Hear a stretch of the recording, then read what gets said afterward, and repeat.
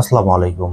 দর্শক, একটা গুরুত্বপূর্ণ খবর। আপনারা ইতিমধ্যে জানেন যে ডক্টর মোহাম্মদ ইউনূস এবং ভারতের প্রধানমন্ত্রী নরেন্দ্র মোদী একটি বৈঠক হয়েছে এবং নৈশভোজেরও আয়োজন ছিল।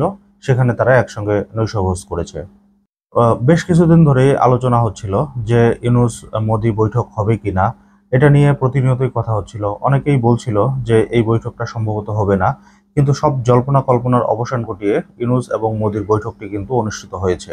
তাদের এই বৈঠক নিয়ে অনেক মানুষের মধ্যে অনেক আলোচনা সমালোচনা ইতিমধ্যে কিন্তু কানাঘুষা শুরু হয়ে গিয়েছে। তবে বিএনপির পক্ষ থেকেও কিন্তু একটা প্রতিক্রিয়া জানানো হয়েছে।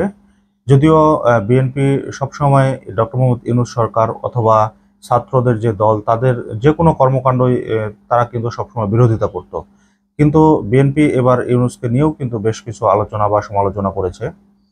আহ, এটা নিয়ে একটা নিউজ করেছে দৈনিক কালবেলা। শিরোনামে বলা হয়েছে ইউনূস মোদি বৈঠকে যে প্রতিক্রিয়া জানালো বিএনপি। ইউনূস মোদি বৈঠক নিয়ে আজকে একটি সংবাদ সম্মেলন করেছেন বিএনপির স্থায়ী কমিটির সদস্য মির্জা আব্বাস। মির্জা আব্বাস সাংবাদিকদের যে কথা বলেছেন, সেখানে বলা হয়েছে যে মোদি ইউনূসের সাক্ষাৎ ভালোভাবে দেখছে বিএনপি। তিনি বলেন, যদি দেশের স্বার্থ সংশ্লিষ্ট নিয়ে আলোচনা হয় তবে সেটা ভালো। সামনে ইউনূস ভালো কিছু বই আনবে বলে প্রত্যাশা করে বিএনপি। এটা একটা প্রশংসা সুলভ আলোচনা করেছে বিএনপি এবং প্রশংসা সুলভ কথাবার্তাই বলেছে। তবে তিনি আরো বলেন যে শুধু হাসিনাকে ফেরত পাঠালে হবে না, সাথে হাসিনা নেতাকর্মীদেরকেও ফেরত পাঠাতে হবে এবং হাসিনার সাথে নেতাকর্মীদেরও বিচার করতে হবে।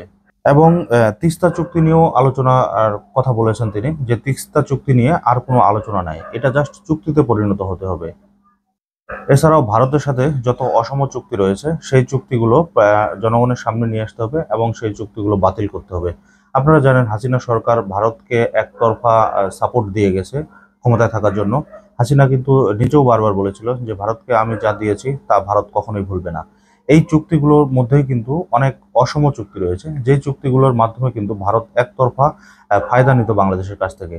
তো তারা এটাই বলছেন যে এই চুক্তিগুলো কিন্তু বাতিল করতে হবে। আসলেই এই চুক্তিগুলো বাতিল করা উচিত, আমি নিজেও মনে করি। কারণ একতরফা ভাবে কোনো কিছুই কোনো দেশকে দেওয়া উচিত না বলে আমি মনে করি। আর হাসিনা ক্ষমতায় থাকার জন্য এবং ভারতের সাপোর্ট পাওয়ার জন্য কিন্তু এই কাজটি মূলত করে গিয়েছিলেন।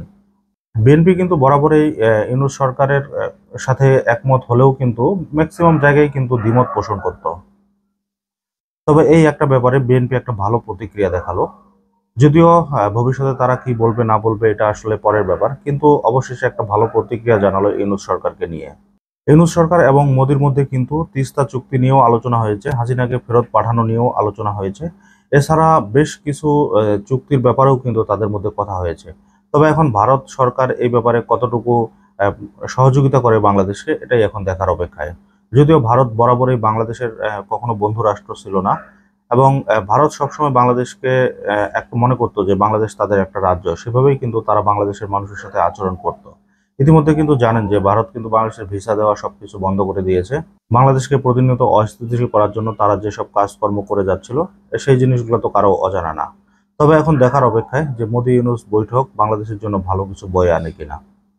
তো দর্শক, আজকের মতো এই পর্যন্তই। আল্লাহ হাফেজ।